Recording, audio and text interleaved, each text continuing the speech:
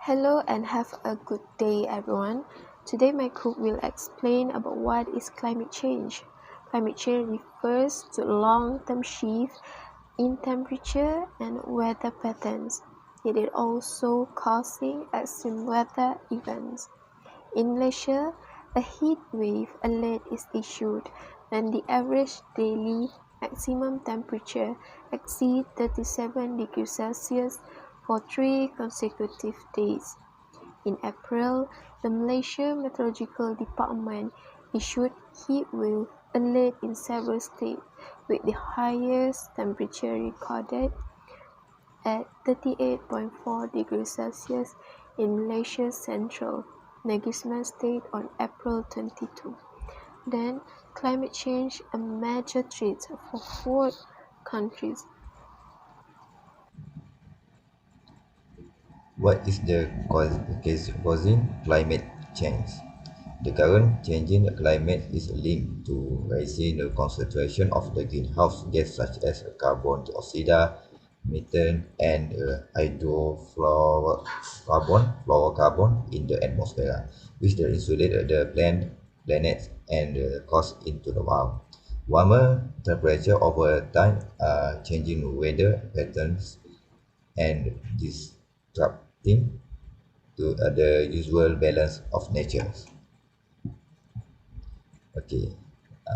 A global greenhouse gas emission by the economy sector, 25% electricity and the heat production, 24% agriculture, forestry and other land use, 6% is buildings, 40% is transportation, 20% is industry, and 10% is other energies.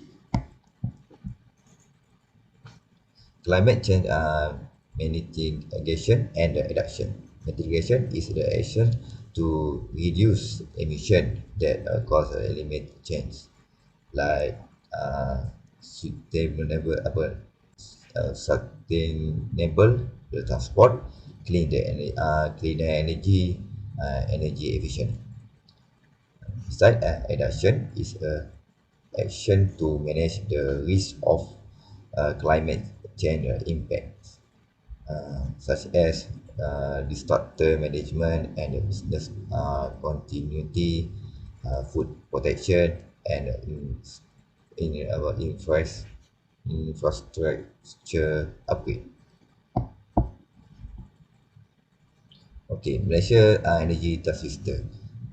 Energy transistor referring to the global energy sector is a shift of the fossil-based system of the energy production and the consumption include oil, natural gas, and coal to renewable energy source like wind and solar, as well as lithium and ion batteries. Okay, I will give ZIKRI to continue this presentation. Assalamualaikum. So next, I will tell you guys about TNB energy transition and net zero target by 2050. As seminar talk by IR Nur Ziha, to conclude that then TNB energy transition and net zero target by 2050 will various initiatives have been rolled out as a commitment to achieve Malaysia net zero target by 2050 and creating a sustainable future. As we could see, there are 3 mains, which is solar PV, EV charging, and grid of the future. As we can see in grid of the future, the NB Sustainable Pathway 2050, you can see the journey starts in 2016 where energy transition journey starts. And then in 2025, the NB will expect renewable energy RE target of 8,300 megawatt will accelerate RE investment. In 2035, the NB will expect energy intensity reduction by 35% and coal capacity reduction by 50%. and in 2050, then we will achieve or aspire to achieve net zero emission. Next, we could see the energy transition journey, which is GENCO.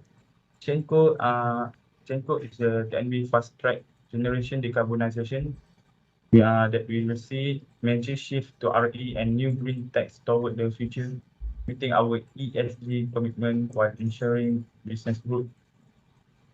As we could see in seminar talk from IR Noziha, TNB decarbonization roadmap will achieve net zero emission by 2015 and be coal free by early 2040, ahead of initial milestone.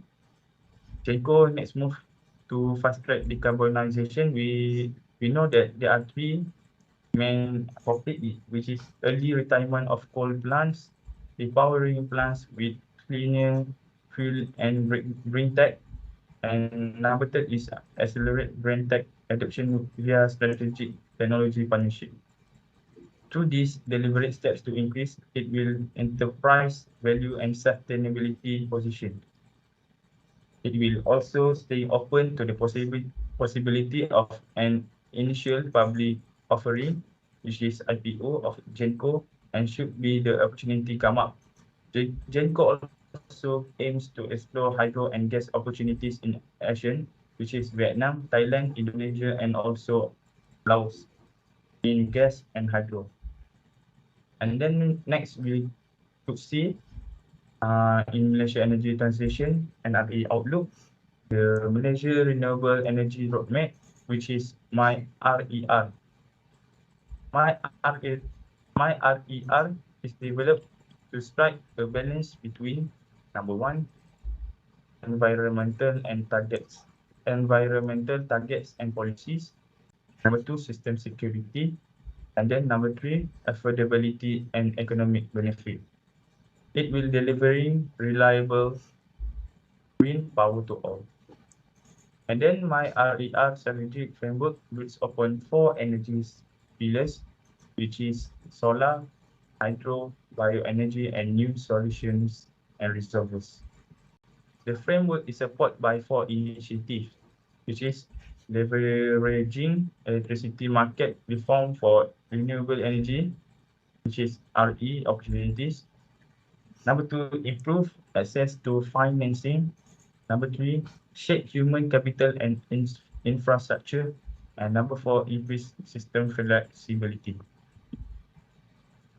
This project renewable energy growth will grow in 2022. Current capacity is 8,450 megawatt. And then we will expect in 2025 capacity, it will increase to 12,960 megawatts, which is increased by 4,466 megawatt. And then it will increase until 2035, which is 70,996 megawatt. From this my trajectory, it will achieve measure net zero greenhouse gas emissions by 2050. It will contribute to the country Paris Agreement commitment. It will get more investment at 20 billion for the year of 2025 and 35 billion by 2035. Number four is up to 46,636 job reductions.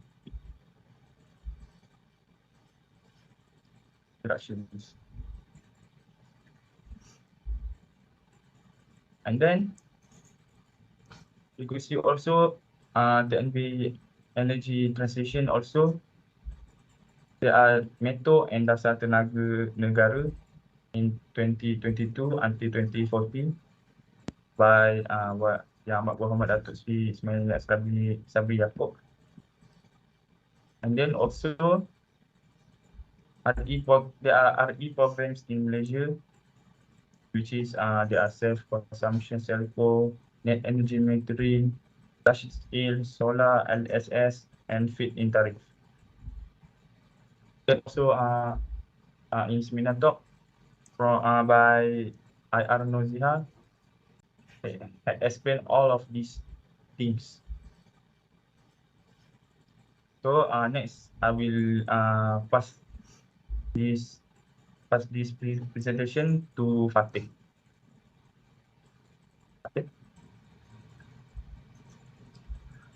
For Corporate Green Power Program (CGPP), it play a pivotal role in the fight against the climate change and environment degradation by shifting from fossil fuel-based energy sources to renewable alternatives. Corporations can significantly reduce their carbon footprint through harnessing solar, wind, hydro, or geothermal power. And then this program help curb greenhouse gas emission, enhance air quality, and preserve precious natural resources. After that, the benefit of this program, contrary to common misconception, corporate green power program can yield substantial economic benefit in addition to their positive environment impact. As the cost of renewable energy technologies continue to decline,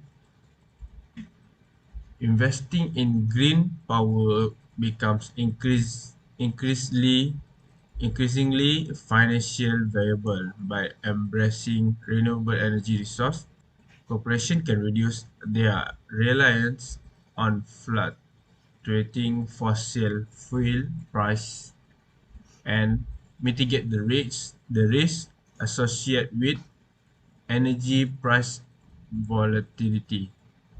This transition to more predictable and sustainable energy source can lead to long-term cost saving and improve the financial stability. And then the RE technology supporting the energy transition is like solar, like for house solar, floating solar, ground mounted solar, something like that. And then for battery storage. After that, for the new technologies emerging from energy transition, it's like green hydrogen and its derivative. Green hydrogen is based on the hydrogen H2, and then the carbon dioxide, and then EV charging. Like for now we have, and then biomass. Battery storage system has a wide application and is a key component in the energy transition, like battery for grid scale storage, and then battery swapping for vehicles like motorcycles, cars, and after that, for energy storage system for home application to the roof and for the entire house.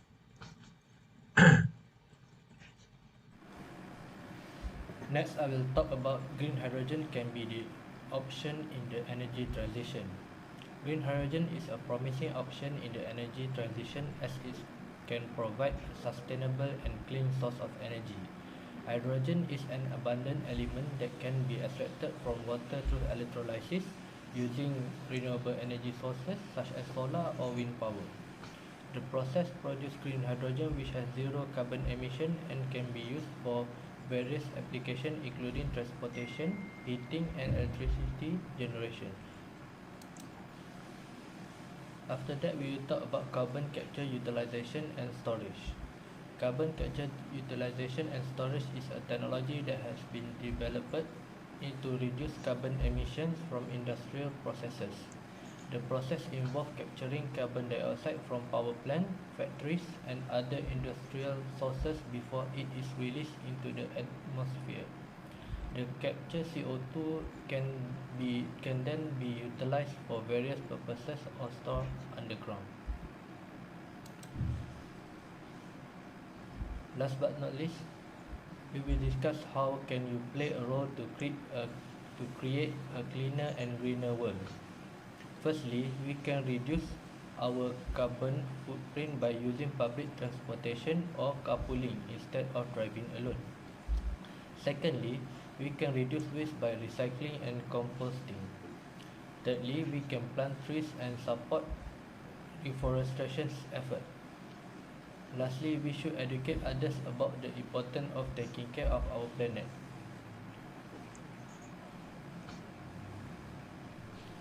In conclusion, it is important for each of us to take responsibility for our action towards the environment. By making small changes in our daily life, we can collectively create a better future for ourselves and generations to come. That's all for today. Thank you.